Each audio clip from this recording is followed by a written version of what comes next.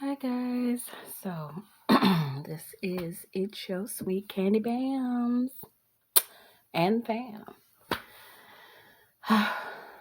There's so much to say, there's so much to do, there is so much to explain. So for the past 3 years, going on 4, I have had this dream of having my own cabin and having my own cabin that I own with land and all that stuff. And I believe that everybody has a dream of owning something for themselves. And I'm just coming here to say, don't let nothing discourage you from having your journey. Don't let nothing get you down, because it's definitely going to be some bumps and bruises on the road, especially if you're trying to do this independently. Let me go ahead and be honest with you. When I was 17, I looked into tiny houses. I was in high school when I was looking into tiny houses. And I've always loved the tiny house thing. I've always loved it. And I've always loved the campers, the RVs, going camping. I think I've been in a camper, I want to say twice, to the Tennessee River in the camper, staying in the camper. Only twice, but every time it was a lovely experience. It was beautiful. I've been in cabins pretty much my whole life. My grandparents, they own their own cabin. Went to Gatlinburg a few times in a cabin. And I just love it. I love the simple living. You know what I'm saying? So it's something I've always wanted, something that I've always thrived for. Now that I have a shell, she shed, or whatever you want to call it, I have not been doing what I've been supposed to do. Since I've gotten it, I have allowed life, I have allowed people, and I have allowed things. And this is where I take accountability from holding me back. And I'll do little posts, little videos of me working on my tiny house. Let me tell you, there's a lot to the procrastination that I have been in. And then I allow myself to get involved in other things. And then I allow myself to, let certain things take over me, and leading me into more procrastination, leading me into more, craziness. And it didn't have to come to that. Life be lifing, but there's sometimes where life will throw opportunity at you, and it's like, I'll go the other way. That's basically what happened in this case. And I'm taking that accountability, I'm putting it towards my work. Um, I'm putting it towards me. It's been a long overdue. I've had this cabin, I've had this shell for a while on my family land, and she's still here. She's still standing. She's still blank. And she's still, right now, unorganized storage. Because over time, I have allowed myself to get rid of things, keep things. I have yet to downsize everything like I want to. But this year, chapter 31, this will be done. I'm really focused on me. And this time, I'm not holding back, because I feel good. I feel really good in it. Um, so I'm doing the pre-stand on my new schedule for me, my health. I'm going to be doing a lot of things, and I'm hoping that you will join me on my journey, the real journey, the journey that I've been wanting to show you guys, the journey that I want you guys to see. Um, it's a lot of tug and pull, a lot of self, a lot of the old me, a lot of the, you know, reversing, conversing, a lot of the tug and pull that I was dealing with before.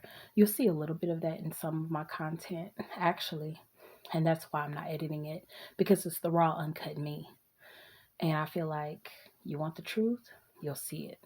You'll see it. And if you're still here, then I really know that I've touched somebody in some way. Hopefully, hopefully I will. But, hey, I'm not for everybody, and I have accepted that. But the people that I am for, thank you. Thank you for staying. Thank you for your support, and thank you for just sharing how I touch your life, and how I am a part of your life in some way. Um, and I'm hoping that things can go in the right direction with my content, especially when it comes to who's viewing it.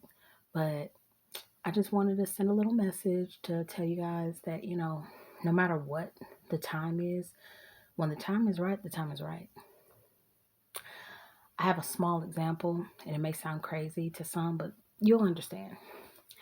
You know how when you're in your phase and you're buying yourself a whole bunch of unnecessary stuff and then you just put it up somewhere and you don't ever use it? And then when you come across tough times and you start cleaning out, trying to get rid of things, trying to, just do what you got to do to make things, easier for you, and you end up finding it. And it's almost like you've been shopping all over again. This is the feeling that I'm feeling right now. It's like I hit a block, but I'm hitting a block of, okay, let's reflect. Let's see what we got instead of focusing on what we've lost, instead of focusing on what we don't have. Let's see what we've built already. Let's see what we still can salvage and make it look good. And that's what I have right now. Not saying that anything doesn't have value, but it's just crazy how when you find it again, it's like it's like it's new. And it makes you new and it makes you feel good. So, and your downtime, you ain't gonna tell anybody anything. You don't owe anybody an explanation but you.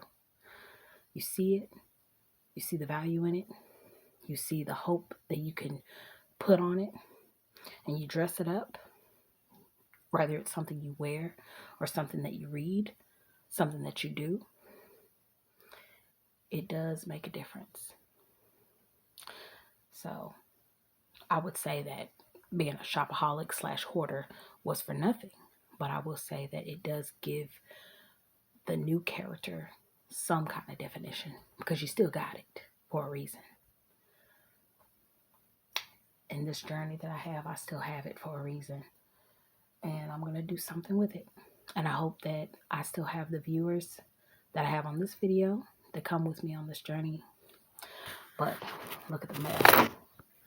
This is all my stuff. I had to get some boxes from my other job so I can start packing stuff. But this is what I do.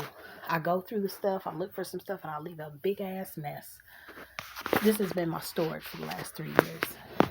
And I'm finally got to where I'm finally detaching from things I don't need and I don't want.